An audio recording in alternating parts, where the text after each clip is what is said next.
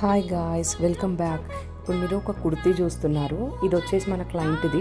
తను ఏంటంటే ప్లెయిన్ ఫ్యాబ్రిక్కి చిన్న బార్డర్ వచ్చింది. యాక్చువల్లీ నాకు ఫ్యాబ్రిక్ అయితే నేను రికగ్నైజ్ చేయలేదు ఏం ఫ్యాబ్రిక్ ఇది, హ్యాండ్ మేడే. బట్ నాకు ఏంటంటే ప్లెయిన్ అనిపించింది. తను ప్లెయిన్ కుర్తీయే కుట్టేసానంది. రెగ్యులర్ కస్టమరే మనకి.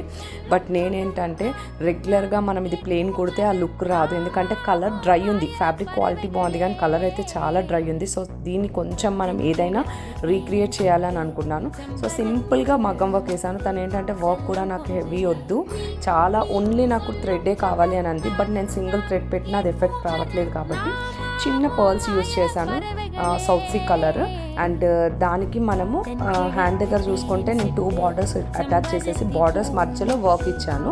ఒక కడ్దానా, ఒక పర్ల్. నెక్స్ట్ నెక్ లైన్కి వచ్చేస్తే కూడా మనం నెక్ లైన్లో కూడా చిన్న pearl and cut bits add చేసేసి దాని సైడ్లో మనం రైట్ సైడ్ నుంచి డౌన్ సైడ్కి క్రీపర్ యాడ్ చేసేసాం. సో ఓవరాల్ లుక్ ఇది. యాక్చువల్లీ కుర్తీ ఐరన్ అవ్వలేదు, బట్ నాకు టైం లేదు కాబట్టి ఫస్ట్ అయితే వీడియోలో మీకు చూపించేద్దామని వీడియో తీశాను. లుక్ అయితే ఇలా వచ్చేసింది. నచ్చింది కదా?